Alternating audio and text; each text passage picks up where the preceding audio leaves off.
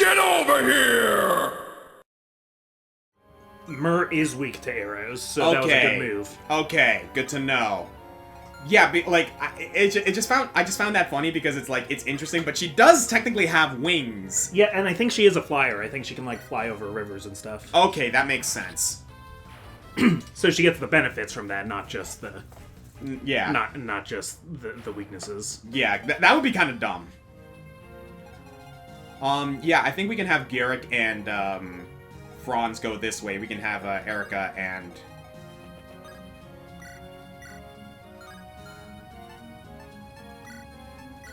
Yeah, I don't want to use a longbow for this, so we can just kind of, like, take it slow. Yeah.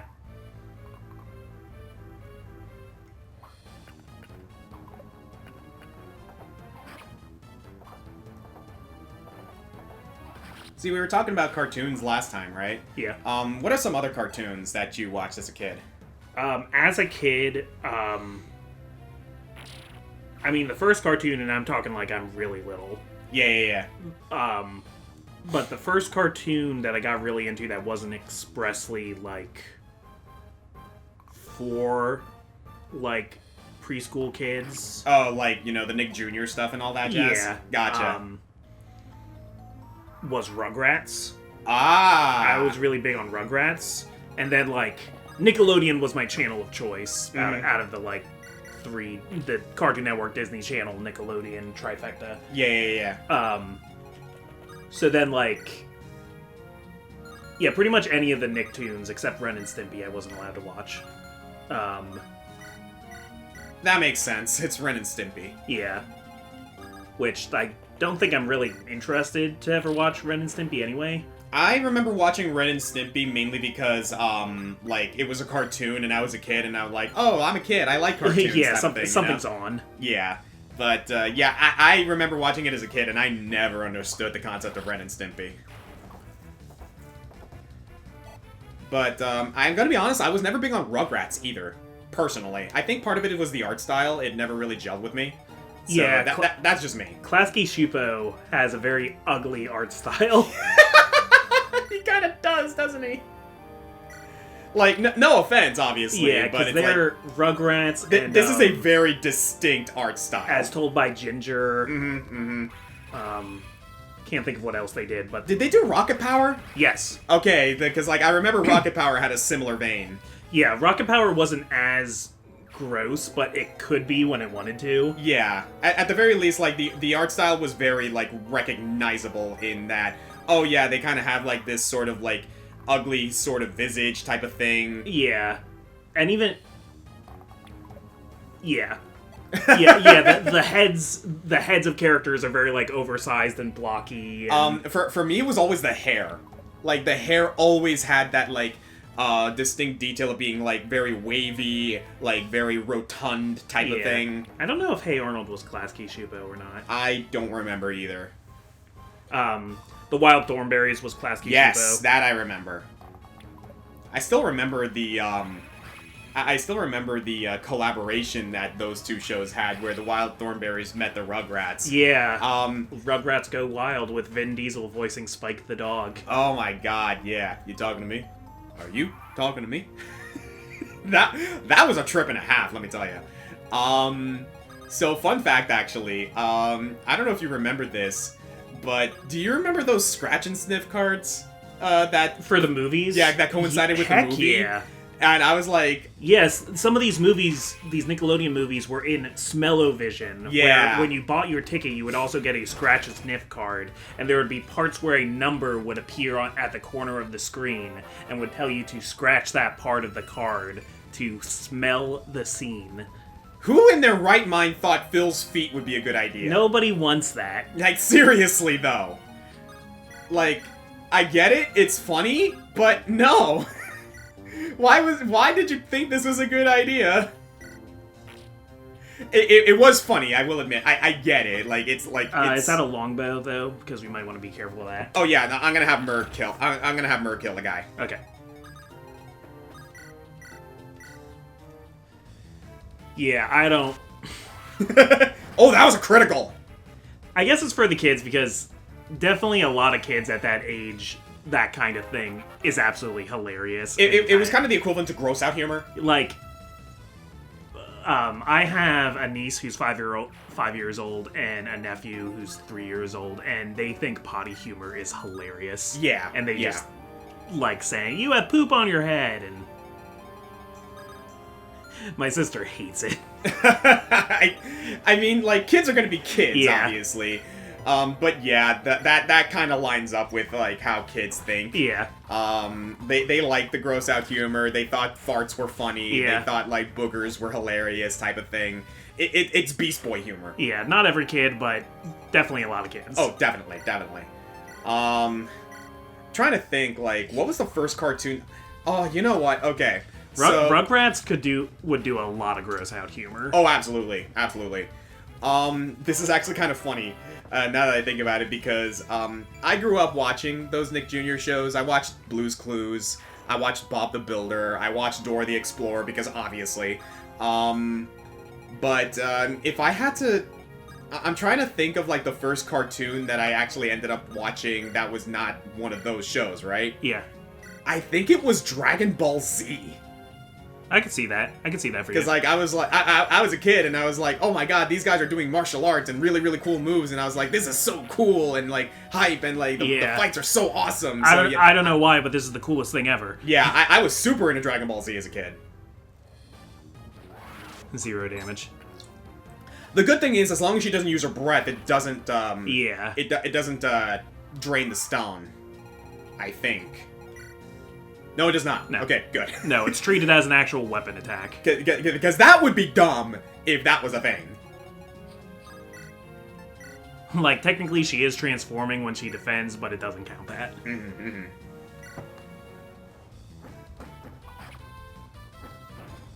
Yeah, I think... Man, Cyrene, dodge! I was like 6 years old, I think, when Blue's Clues came out. Uh-huh. So I was like... And I did watch some Blue's Clues, but I was kind of getting to the age that I was too old for it. You know what's funny? I was your age, and I watched it. Yeah. I mean, no... No shade. Obviously, like, obviously.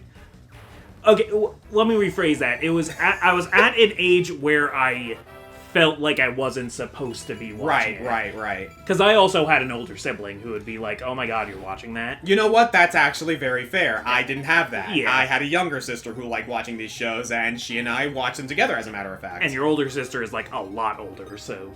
Oh, yeah. Like, no. wasn't there. I actually never grew up with my older sister. Yeah. Like, we obviously interacted, but, like, we never actually grew up together. Yeah.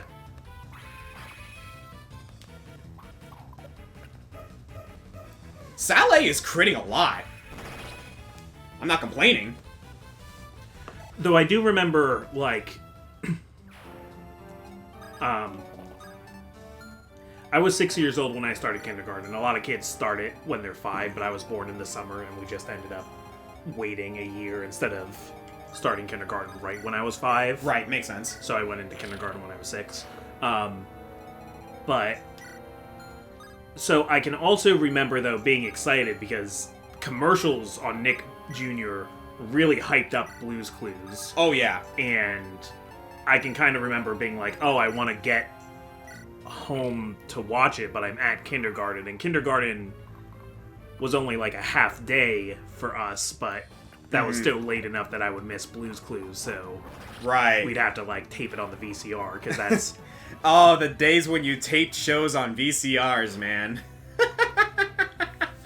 I remember that. Yeah. We are just old enough that we were there before VCRs became obsolete. Yep. Restore! Okay. Okay, not terrible. Yeah, we can kind of just, what do you have, actually, that I think about? A Brave Sword! Okay. Whoa, okay. Okay. Mr. Fancy over here. Uh-huh. I don't doubt that Ephraim can handle that. Also, these guys are whites too, and they have they have short bows. Or a short bow and a steel bow. Okay. So that's a tiny bit dangerous, but I don't doubt that Ephraim can handle that. Yeah. Especially with these guys. Oh yeah, that's right! I forgot we could do this. It is unfortunate that we have 2 flyers as this group. Yeah, but, like, if we want to, like, wait it out a little bit, we can, like, go in and handle these guys first. Yeah. And, like, wait for the other group to catch up. Poor Franz is trapped behind this wall.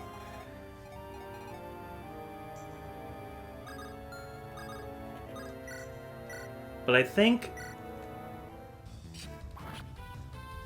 the show that was, like, really, like, the, like, educational show that was really big for me when I was, like, a toddler was Sesame Street. I never grew up with Sesame Street, unfortunately.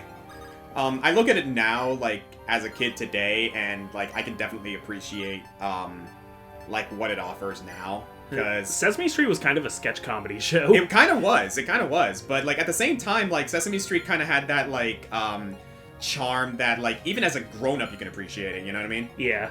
And, like, I did enjoy that. I'm just gonna get this so, like, Franz can catch up a little bit. What were some other shows that I watched as a kid?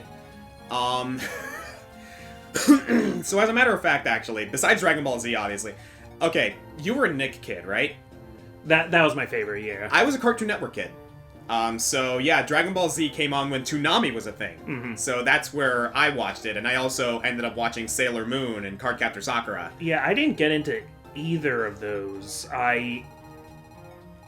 I wasn't into DBZ when I was little, or into Sailor Moon. Mm-hmm. I know a lot about DBZ now, but I still don't know that much about Sailor Moon. Mainly through cultural osmosis, I take it, right? Yeah, and Cardcaptors was on Kids WB for a little bit, so I would see it after Pokemon or before Pokemon, so that I knew a little bit about. Mm-hmm. I believe it was on I believe Pokemon and Cardcaptor Sakura were on Cartoon Network at some point, but I don't remember, like, exactly when. Because Cartoon Network and Kids WB are both owned by Warner Brothers, so shows would jump from one to the other all the time. Yeah, I just remember, like, that being a thing because what's it called?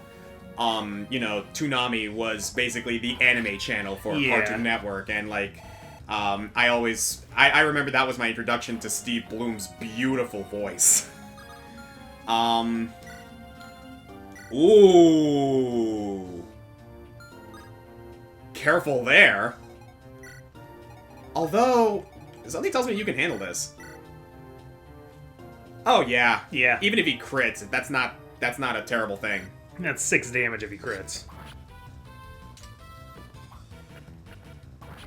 No crit. But besides those, right? Obviously, the cartoons I grew up with were Dexter's Laboratory. I watched a lot of Dexter's Lab. I watched, Johnny Bravo. Obviously Johnny Bravo, yeah. I watched Cow and Chicken, and Cow and Chicken was a trip and a half. I definitely watched that a bunch of times. That was kind of my, like, oh, this is on. Mm-hmm. I guess I'll watch it, but it wasn't one of my favorites. Yeah. I remember watching it because, like, I as a kid, like, I, like, kind of found Cow and Chicken funny, but I'm gonna be honest with you, I think as a kid, I watched Cow and Chicken purely because I wanted to watch 000 Secret Squirrel, which, like, showed up, like, in between episodes. Oh, it did? Yeah. You remember Secret Squirrel? Yeah, but I didn't think that was Cow and Chicken. I remember, I Am Weasel. I Am Weasel showed up as well. Okay, no, actually, yeah. No. I think Secret Squirrel was part of something else. Was it part... I know Secret Squirrel was part of something, but, like... Because Secret Squirrel also goes way back. That's like an old Hanna-Barbera character. But Right. I know there were later iterations of it. Yeah, I was introduced to the later iteration. I remember, like, the old iteration, but I never really grew up with that. Maybe it was. Because, yeah, I do also remember I Am Weasel. Oh, gosh, I could have sworn Cow and Chicken was Secret Squirrel as well. I could be wrong. I could totally be wrong.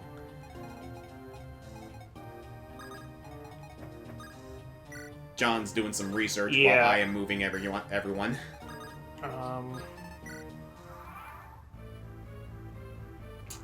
Because a lot of the Cartoon Network cartoons had, like, those extra cartoons that, like, would coincide with, like, the regular shows. Because I remember Dexter's Laboratory, you also watched Monkey. the Justice Friends. Yeah, and the Justice Monkey. Friends and Monkey. Yeah.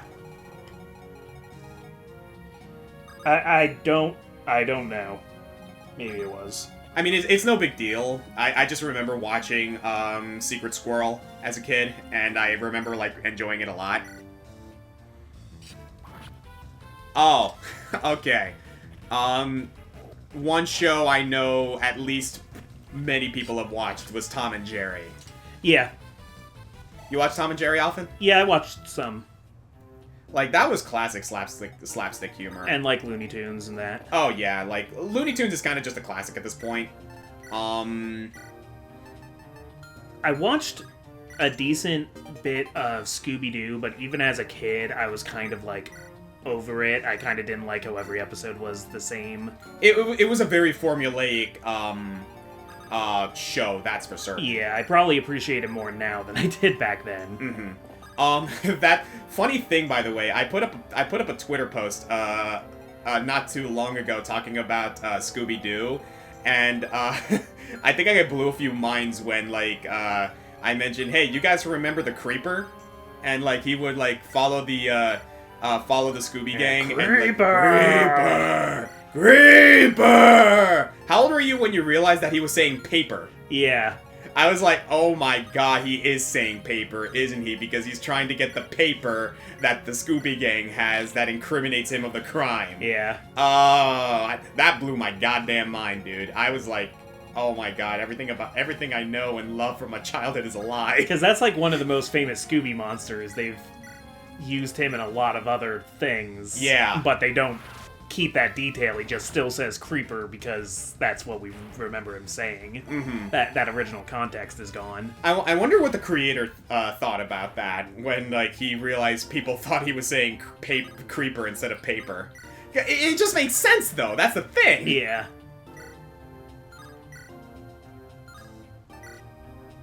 Let's go with this.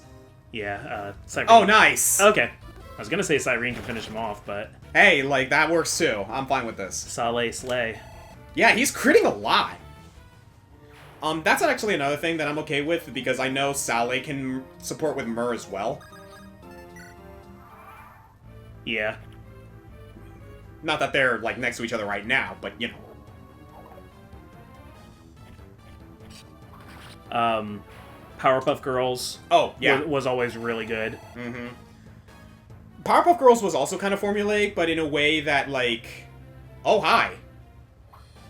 Oh, we're fine.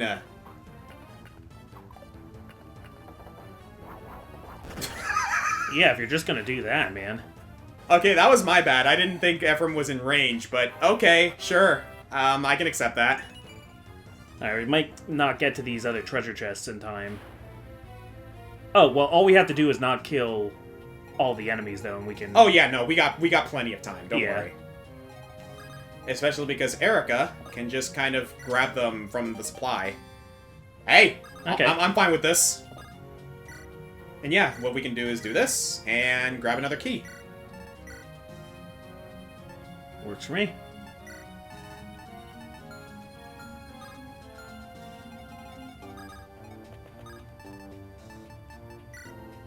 What were some of the more out there shows that you remember watching? I remember watching Mega Man NT Warrior. Yeah. As a kid. Yeah, I watched that one for a while. Because I happened to find that one. I was already into the games, so Yeah. yeah, that was exciting to me. One of my favorite moments is like I was like confused because I played Mega Man Battle Network by that point, right? Yeah. And I was confused when they named Fireman Torchman. Yeah. For that one episode, And which was weird. And they changed Color Man to Wacko Man. I didn't see that episode. In the English dub, yeah. Huh. Which, like... Yeah, it's already weird that his name is Color Man and not Clown Man, because that's clearly what he's inspired by. But yeah, in the English dub, he was Wacko Man. Interesting. Yeah, there were a few others like that, too. I know, Those are the other ones that come to mind, though. Yeah, I know there was that one bit, like, in the actual game where Yamato Man was named Japan Man. Yeah, that's a little much. That ain't insulting at all. Wait, aren't those... Can the archers reach her? No. The archers can only reach Ephraim. Okay. Yeah, I made sure of that, don't worry. Okay. Yeah, might as well. But yeah, I remember that episode where they named him Torchman, and I'll admit, like, I did like the voice they gave Torchman, because I remember they were fighting Plant Man. Yeah. And, And they had that moment where like Mega Man was about to be trapped by the plants, and then like Fireman, Torchman, quote unquote, was actually it was so cool. I remember how they framed it. Mr. Match came back. Yeah. And they obviously suspected that he was up to no good, but in actuality he wasn't. He was helping out Mega Man with Heat Man. Yeah. And Heat Man got injured and damaged, and his data got corrupted. But then they found out that the data of the old Fireman was still hidden within Heat Man's data. Yeah. So they managed to recover that data and bring Torchman / Fireman back. And the opening line he says, like, I don't know about you, but I prefer my vegetables roasted.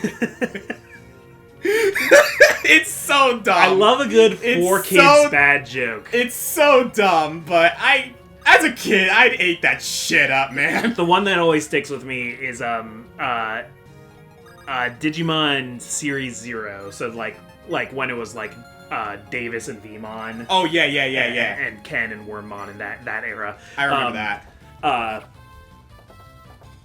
Vmon is digivolved into Flamedramon. And he's fighting somebody, and somebody shoots an attack or throws something at him and yells, "Eat this!" And Flamedramon jumps out of the way and he goes, "I'm not hungry." Oh my and god, yeah.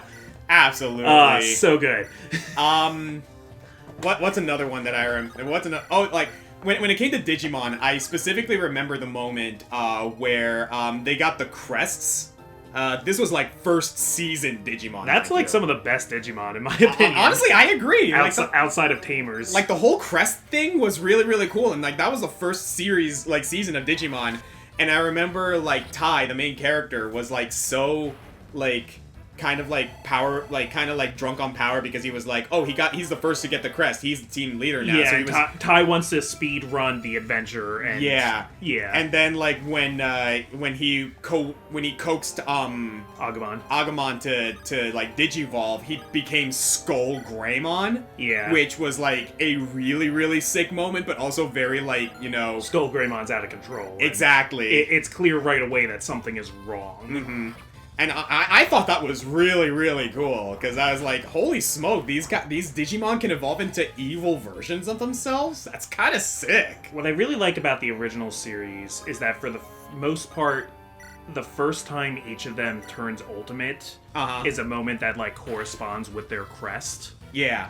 And with Tai specifically, like, because after that moment with Skull Greymon, he's like, oh, I tried to push this, but I did it wrong. So he doesn't actually try to achieve ultimate after that for a while. Yeah, he's basically like, you know what, no, I need to learn self-control, I need to learn that I'm not the big leader of this team, I'm, like, I am not, like, the sole hero here, we are a team, I need to work with everyone else. Yeah. Type of thing. And so they're going through a pyramid, that belongs to Edamon, the Elvis monkey guy. Oh, yeah. But there's a part, and they recently found out that the digital that what they're in is the digital world, right? And they're explaining how it's like a different realm of reality, how everything's data here, and Tai erroneously takes that to mean, oh, it's like a video game, so if anything happens to us, we get to try again. Right. Or like, we'll just show back up in the real world or something. So Tai's crest is the crest of courage, but in this case it's not courage, it's like, oh, I'm not afraid of anything anymore because nothing can hurt me. Arrogance. And they do this puzzle where they're going through the pyramid, and there's an electrical fence that has a deadly electrical current through it, and Izzy is like plugged in to the wall with his trusty laptop and is like, okay, just give me a few minutes, I'll figure out, because part of this is actually an illusion, so we just have to walk through the illusory part and we'll be fine. But instead of waiting for Izzy, Tai just like, Izzy's like, oh, okay, I think it's this, let me double check, and Tai's like, oh no, let's just do it, and he walks through the wall haphazardly, and Izzy's right, so he survives. But Tai does that because he doesn't think he can really die. Later, Tai comes to understand, I think you see, like, one of the other Digimon get, like, deleted or something, and Izzy has to explain to Tai, like, no, like, our data is, like, here in the, like, we can still die. We're not, like, we still need to, and Tai starts having this, like, mental breakdown over all the dangerous stuff he's done. Yeah, it's like, oh nuts, I could have died here. And then they're having the final battle with Edamon, and they need to run through the pyramid and get back to that one room to help their friends, but they come to the same electrical fence, except now Tai knows there's actual danger, and Izzy's like, it's fine, it's gonna be the same place it was last time, just run through the fence, and now Tai can't do it. He's paralyzed with fear, because he's like, but what if something could happen to me? But then finally he does run through to save his friends, and that's when the Crest of Courage activates, and he gets Metal Greymon. Right. And that's, like, such good character work. And that's, like, what it actually means to be courageous, not recognize danger, but to do things even though you're afraid. I actually, like, really like it when cartoons do that sort of subtle storytelling. So, another cartoon that I loved watching as a kid was Yu-Gi-Oh!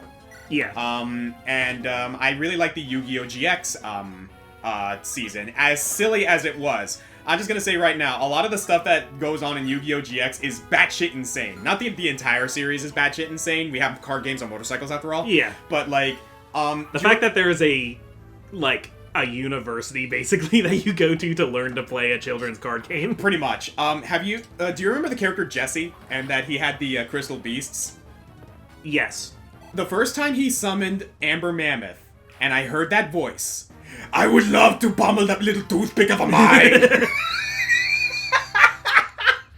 I heard that, and I was like, oh my god, he's Arnold Schwarzenegger. The 4Kids show was out of control. It was batshit nuts, man. The 4Kids dub went too far. Absolute insanity that show was. But I think that's kind of part of the fun with it, admittedly. Yeah. So, like, you can forgive it a little bit, right? Yeah. So I think this is, like, a floor where, like, these floors are going to, like, open up as we go. So that shouldn't be too much of a problem. I think we can keep the same roster. Yeah. Just gonna do a little bit of item maintenance because I know... Do we have chests on this floor, actually? Let me double check. I didn't see any. I didn't see any either, but I just want to double check. Yeah. No. Then, yeah, I think we're good. There's a part in Yu-Gi-Oh! GX where, in the original subtitled Japanese version of it, Alexis is in a really important duel, and her brother Atticus, who's the older brother that she saved in an earlier plot arc, like, she's, like, on her last legs, but he stands up to give her encouragement and gives this, like, compelling speech about how, like, you are my pride, Alexis, something, and it's this, like, kind of moving moment, and in the English dub, they instead have Atticus stand up and sing off-key. Oh my god, yeah. That was a thing. But yeah, like, what I was getting at, right, is I really liked, like, a lot of the, like, kind of, like, subtle characterization they have with some of the cards. So this actually never ended up on the English dub, but I remember watching it in the Japanese dub, right? Okay. There is this whole story with Jaden where he is the reincarnation of the Supreme King. Right, And he becomes, like, super evil and everything, but after he deals with Yubel, him and Yubel's souls are fused, and basically they go on to, like, save the world from darkness. Yeah. And all that jazz. There was a really, really cool moment when he's fighting literal darkness, mind you. Yeah. And like the concept of darkness. Pretty much. Like, it's a whole metaphysical thing. You, like the average person wouldn't understand. But normies don't get it. No. But anyway, it was actually really cool because at one point, like, Jaden's obviously on his last leg. He's, like, trying to stage a comeback and everything. And at one point, he has Yubel on the field. And darkness steals Yubel. Right, yeah. And, I didn't realize it when I first saw it, but then, like, I saw in the comments of, like, the YouTube video that showcased it, that was actually really cool. So, he stages a comeback by summoning Neos Wiseman. And, it's really cool because Neos Wiseman is kind of, like, a really, really cool, like, culmination of Jaiden's entire character. The love of dueling and the heroics of Neos, the accepting the dark power but also having the wisdom to wield it with Yubel, the acceptance of who he has become by using super polymerization. Yeah. And the fact that he has now officially, like, he is able to use his past and his childhood, like, whimsy to good use, but also understand that it has to put aside because the card that he discarded to activate super polymerization was Winged Karibo. Yeah. And I was like, oh, nuts, yeah. That move that he used to stage this comeback is a culmination of all of the most important cards that Jaden has used throughout his entire career. Yeah. Neos for the elemental heroes, Yubel, Winged Karibo, and Super Polymerization. And I was like, this is really cool! Like, I like this! That obviously still happens, like, in the regular show, but, like, I don't know, I always found that kind of neat. That's neat. I personally didn't like that Jaden was, like, a reincarnation of some important that's a narrative pet peeve of mine when, like, it turns out the main character is actually, like, the super special. Yeah, they're actually, what was it called? Chosen One syndrome. Yeah, like, oh, you were just, like, chosen by fate to be this person. It wasn't...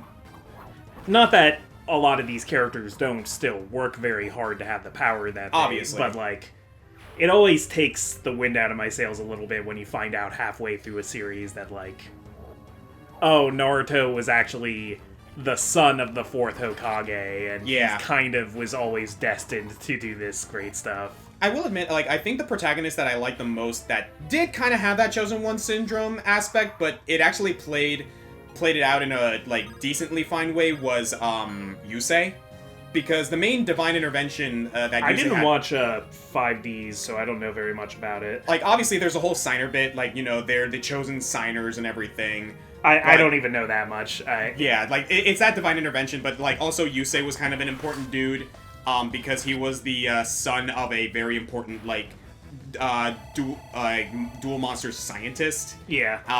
That was involved in a very, very bad accident. That was the birth of the satellite, which is, like, basically the slums of Neo Domino City. But I kind of, like, I appreciated the fact that, like, even in spite of that, they framed Yusei to be like, oh yeah, he grew up in the slums, he basically grew up from nothing, he understands the value of hard work, and yeah, this, like, even without, like, I like the fact that even without the whole signer thing, and the fact that he was the professor of an important science, or, like, he's the son of an important scientist, they framed his character in a way as, like, that's not what defines me. What defines me is the fact that I value my friends, and I value the hard work that is put into what we do. And that's, like, a good way to do that kind of thing. I completely agree. In the same vein as, like... Again, I'm not saying it completely ruins a story. Yeah, no, obviously. Like, another example of that, like, going back to Fire Emblem, right? Ike. Yeah. Ike is, like, a great example of that. Like, he is the son of Gawain, one of the most prolific knights in all of Tellius. He is the son of somebody very important. That does not define who he is. Yeah. He is an extremely hard worker, like, understands the value of hard work, understands the value of, like, you know, relying on your friends, and not to be a jerk. But, like, if you think about it, even, like, it's not like Gawain was necessarily, like, the chosen one, like, that makes him more important, I guess, than at first he appears, or, like, Ike has some, you know, important heritage, but that's also, like, not de facto, like, what makes him, like, the best person to be the general of the United Forces or anything like that. Yeah, I actually like, thinking on it now, we did top 10 heroes, right? A lot of characters in top 10 heroes have that Chosen One syndrome, but they make it work. Yeah. Like, Solid Snake, for all intents and purposes, very Chosen One syndrome. He was basically the genetic continuation of one of the greatest soldiers in history. Yeah. Ike, the son of Gawain. Cecil Harvey. Yeah, son of a Lunarian... of Lunarian, like, heritage type of thing. Link. Literally the goddess is chosen for the Triforce of Courage. Reincarnated through the ages to be the hero. And these characters are still amazing because we just love them that much, and they're written in such a good way that they endear themselves to us. Obviously, like, I'm not gonna call Link the most complex character in the world, because he isn't. But I think that's part of why it works, if that makes any sense. Samus is kind of an interesting Oh yeah, example because there is like Chozo like prophecy around her, but also like she's kind of just somebody who the space station she lived on got raided by Ridley and space pirates. She got picked up and adopted by the Chozo, so like she is kind of somebody who just happened to fall into the story here. Yeah, like she's an example of not so much Chosen One syndrome, but someone who's making the best out of a bad situation. Yeah, like I don't feel like Samus saves the galaxy because the Chozo prophesized it. I feel like the Chozo prophesized it because Samus is just grew up that to be good. amazing. Yeah. Yeah, and that was one of my favorite entries that we've ever done on the channel, is talking about just the culmination of Samus's whole character. Yeah. And, like, understanding that, hey, yeah, this was a thing she did, and it is incredible. When you're kind of like, oh, why is the series called Metroid? It's weird that, like, most video games are named after its main hero, and by Metroid Dread, like, oh, it kind of is named after its main hero. Yeah, it kind of is. Like she is the Metroid. I remember some people were like in the comments and the chat log were like, oh, like now we can actually call her Metroid. Metroid. By the way, we got it. Inez and Erica support. Cool, let's do it. You wanna be Inez? I'll take Mia. Erica, forgive the intrusion, but I must speak to you at once. Prince Inez? What is it? First, just listen to me. Is there anyone who lays claim to your heart? What? No, there's nobody like that. I see. Then let me speak frankly. Erica, it seems I have fallen in love with you. What? This is no place for jokes, Inez. Why would you say something like that? This is no joke. I am absolutely serious. These feelings surprise me as well. I don't know what to do. Fighting at your side all this time, the emotion just exploded within me. I love you. I cannot bear to see you in the arms of another. Prince Inez? No, Erica. Do not answer now. I have not yet bested Ephraim. I have not earned the right to woo you. This guy. What? Why are you bringing my brother into this?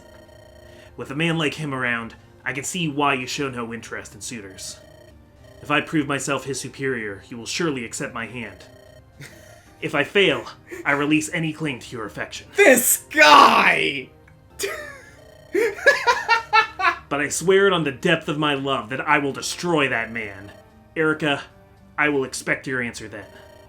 That's all I have to say. Inez! What an infuriating man!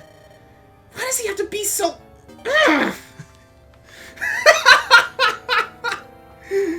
What an asshole! Yeah, I kind of love him, but, like, what a warped perception of, What an asshole! of how human relationships work. Jesus Christ! Bro!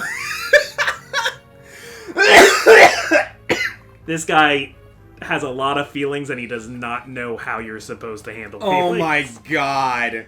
I will say, I still don't like Inez as a character, but I do find amusement in just how idiotic he can be sometimes. It's very textured. I like that. I will grant you that. I'm not gonna sit here and say that Inez is not a good character. He is. Oh god, I just can't stand him sometimes, though. He's an interesting, very flawed character. Very, very. He ain't flawed in the combat department, though. Nice one, Inez. This is for you, Erica! Inez, just drop it, please. I do not want this to be the... I do not want this to be the theme for the rest of this tower. Guys? What? Does Erica seem mad to you? You don't really understand women's feelings, do you, Ephraim? I don't understand what you... Never mind. You guys have a lot to learn. I've talked to a lot of women in my day, but swearing to destroy their brother, I've never tried that. I'm sorry. If there's one person in this group who can understand how to talk to women, it's Garrick. Yeah, Garrick's got the hottest woman here. He does. I imagine Sade might too. He's just not interested in the fact. Yeah. Oh my god. What a riot that conversation is. Sade is that guy where, like, that little mountain village that he stays in with his grandmother, like, you know there's, like, a bunch of women there all swooning over him. I imagine Sade has had, like, plenty of suitors. But he's all business all the time. Oh, by the way, something funny. Oh, did we get a... No. Lady Cyrene? Are you?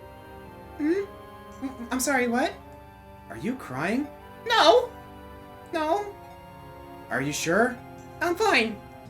Let's just keep going. Aww. Poor Cyrene! Like, I feel for her. Cyrene, you're dodging a bullet. Honestly, kind of. Did you equip the Philly shield? Because you just dodged an arrow. Oh my god. No, Vanessa has it. Cyrene, are you okay? I'm fine. Oh boy. Women are so emotional all the time. That's why I'm so surprised I'm in love with one. Might that be the reason why you're so fixated on me? No! Okay, just saying. Spider's over there like, can you come kill us already? We're tired of hearing this.